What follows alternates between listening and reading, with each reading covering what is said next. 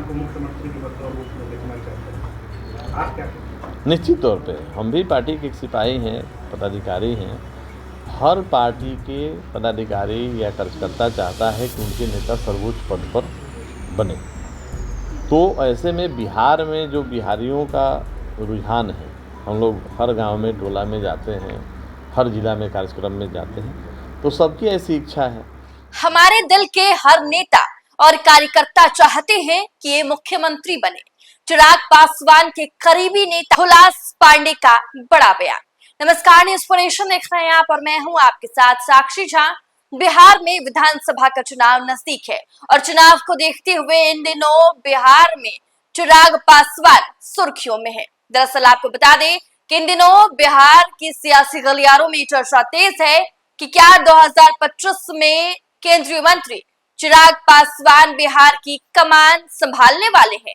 इसको लेकर लगातार बयानबाजी तेज है और अब इसी पर आपको बता दें कि चिराग पासवान के बेहद ही करीबी नेता हुलास पांडे ने बड़ा बयान दिया है। उन्होंने कहा है कि हमारे दल के हर नेता कार्यकर्ता यही चाहते हैं कि ये मुख्यमंत्री बने। क्या कुछ कह रहे हैं हुलास पांडे, पहले आप सुनिए उनकी बात। आप लोगों ने इंटरनल सर्वे किया होगा, आकलन किया होगा, पार्टी सुप्रीमो आएंगे तो आप लोग अपनी बात तो रखेंगे ना, साथ में कितनी सीटें चाहते हैं कि लोजपा को मिले? नहीं, निश्चित रूप से भोजपुर जिला में हमारी पार्टी किसी न किसी सीट पर चुनाव जरूर लड़ेगी, इसमें कहीं संदेह नहीं है। भोजपुर जिला में 1 से 2 सीटों पर हमारी पार्टी चुनाव लड़ेगी। चिराग पासवान के भनोई है, अरुण भारती जी, उनका कहना है कि 243 सीटों पे रामविलास पासवान की पार्टी चुनाव लड़ेगी।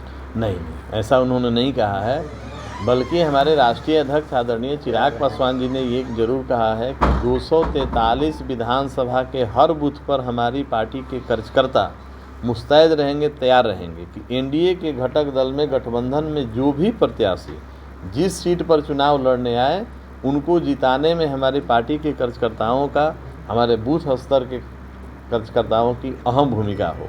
243 की तैयारी पार्टी जरूर रखी है कि एनडीए गठबंधन में जो प्रत्याशी जिस सीट पर चुनाव लड़ेंगे, अपनी सीट जो हमको मिलती है वहाँ तो हम जीते ही जीते, जिन सीटों पर गठबंधन के साथी लड़े उनको भी जिताने में हमारी पार्टी की अहम भूमिका। चिराग जी क्या उस दिन आरा में रोड शो करेंगे, क्या शेड्यूल है उनका? सिर्फ सभा को नहीं, उस सभा को संबोधित करेंगे और ऐसे जब आरा में प्रवेश करेंगे तो स्वतः एक रोड शो जैसा माहौल तो हो ही जाएगा। तो ऐसे तो रोड शो का स्पेशल हम लोगों ने कोई कार्यक्रम नहीं रखा है, लेकिन जब वो आरा में प्रवेश करेंगे तो स्वतः एक रोड शो का। एक आखिरी सवाल है, लोजपा के कार्यकर्ता चिराग पासवान को मुख्यमंत्री के बतौर रूप में देखना चाहते हैं, आप क्या कहते हैं? निश्चित तौर पे हम भी पार्टी के एक सिपाही हैं, पदाधिकारी हैं। हर पार्टी के पदाधिकारी या कार्यकर्ता चाहता है कि उनके नेता सर्वोच्च पद पर बने। तो ऐसे में बिहार में जो बिहारियों का रुझान है, हम लोग हर गांव में टोला में जाते हैं, हर जिला में कार्यक्रम में जाते हैं, तो सबकी ऐसी इच्छा है कि उनको बिहार में एक मौका मिलना चाहिए। लेकिन बहरहाल एनडीए गठबंधन में हम लोग नीतीश जी के नेतृत्व में 2025 का चुनाव लड़ेंगे। अब तो भविष्य के गर्भ में है, लेकिन हमारे दल के कार्यकर्ता, सिपाही, पदाधिकारी जरूर चाहते हैं कि उनको ये मौका मिले। नहीं, आप जिस तरीके से देखे होंगे कि एनडीए का लोकसभा के चुनाव के समय जिस सौहार्दपूर्ण वातावरण में सीटों का बंटवारा हो गया था, हमारी पार्टी को भी 5 सीटें मिली थी और सभी एनडीए घटक दल एकजुट होकर चुनाव लड़े थे। उसी सौहार्दपूर्ण वातावरण में विधानसभा का भी सीटों का बंटवारा हो जाएगा और एनडीए इस बार कम से कम बिहार में 225 सीट जीतेगी, इसमें कहीं दो राय नहीं है। आपकी पार्टी कितना सीट चाह रही है इस चुनाव में? अब देखिए, गठबंधन में हम लोग हैं, सीट तो हमेशा हर पार्टी चाहती है कि हमारी सीट को हमको ज़्यादा मिले। लोकसभा की 5 सीटें मिली और पाँचों की पाँचों सीटों को हमारे पार्टी ने जीत के दिया है। 100% स्ट्राइक रेट है हमारा। तो निश्चित रूप से हम चाहेंगे कि हमारे नेता की लोकप्रियता बिहार में बढ़ी है और बिहारियों को उम्मीद उनसे ज़्यादा है, तो ऐसे में हमारी पार्टी को सीटें ज़्यादा मिले तो हर पार्टी के लोग चाहते हैं।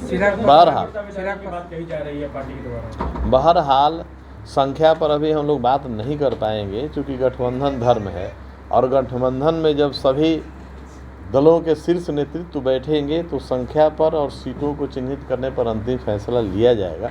इसलिए गठबंधन धर्म में हम लोग अभी सीटों की संख्या पर बात नहीं करेंगे, लेकिन सम्मानजनक सीटें हमको जरूर मिलेंगी, ये ऐसा हम उम्मीद रखते हैं। कल चिराग पासवान के उसमें कितनी भीड़ आएगी? जी आराम जो कार्यक्रम होगा उसमें भीड़ कितनी अपेक्षित है आप लोगों की तरफ से? देखिए, क्या है कि एक पार्टी का ये 9 संकल्प महासभा है और 7 जिला के कार्यकर्ता पदाधिकारी समर्थक सब यहाँ पहुँच रहे हैं, तो लाखों की संख्या में पहुँचने का उम्मीद है।